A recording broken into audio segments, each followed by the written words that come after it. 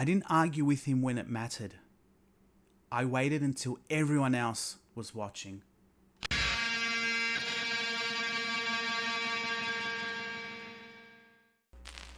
It wasn't even a real break. Just people hovering near the counter, pretending to switch off while still talking about work. Someone had brought in banana bread. No one knew who. No one asked. James was already mid-sentence.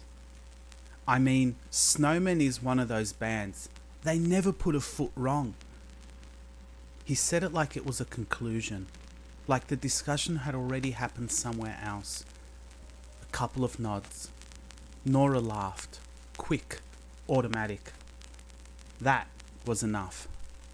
A month ago, he did the same thing to me. Same tone, same room control. Sat there the whole strategy meeting, waited until I finished, then leant back like he'd been holding something. Just quickly, he said. I'm not sure this is evidence-backed. No pushback, no hesitation. Then he started listing them. A behavioural study out of Utrecht.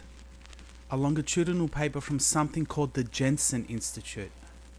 A meta-analysis that apparently contradicted my whole approach. He didn't show anything, didn't need to. He just said the names slowly, cleanly, like everyone else already knew them. I tried to respond. Do you have a link for that? I said. He gave me a look, slight smile. I can send it through, he said, but it's fairly well established. And that was it. No one asked again. The room moved. By the time I checked later, none of it existed. Not the study, not the institute, not the paper. But it didn't matter. The decision was already made. So when he spoke again, this time about a band, I didn't hear an opinion. I heard the same setup. I thought the last album got dragged a bit, I said. Not loud, just placed. James turned. Slight pause. No, it didn't. Needle Drop Daily gave it 4.9, I said. Flatlined it. That half-second delay. No, they didn't, he said. That doesn't sound right. I didn't feel the silence. They said it was peak toothpaste music. Compared track 2 to being stuck in a Uniqlo change room during a breakup. People were listening now. James shook his head. I read most of the interviews. I didn't see that anywhere. Cloutwave went harder, I said. They called it algorithm music for people who think Radiohead is edgy. A small laugh from the side. Cloutwave isn't even real, he said. I looked at him. They're owned by Sonic Frame, I said. Same group as Tone Harvest and Reverb Index. He hesitated.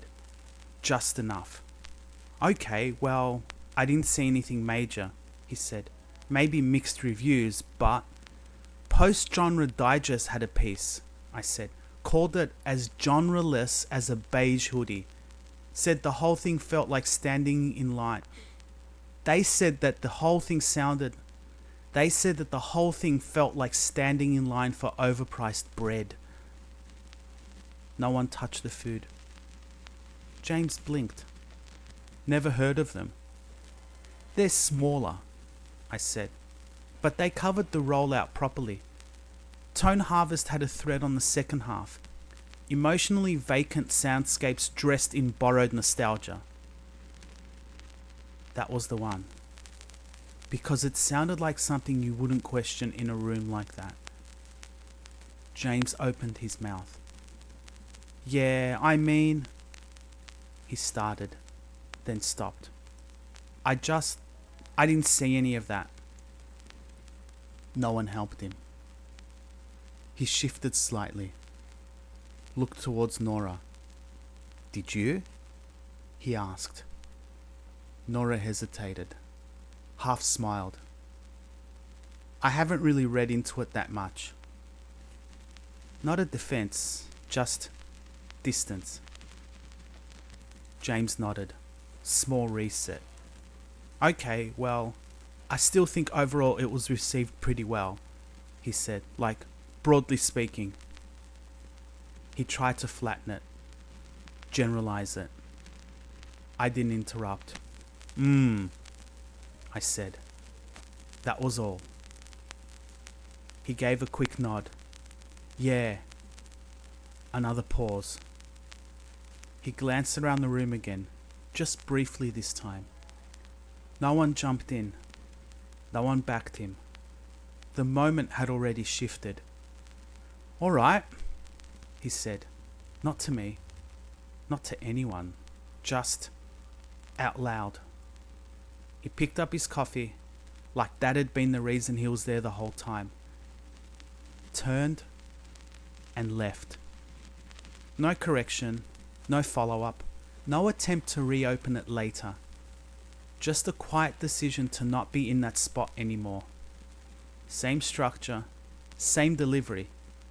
Only difference was this time, the room didn't move with him.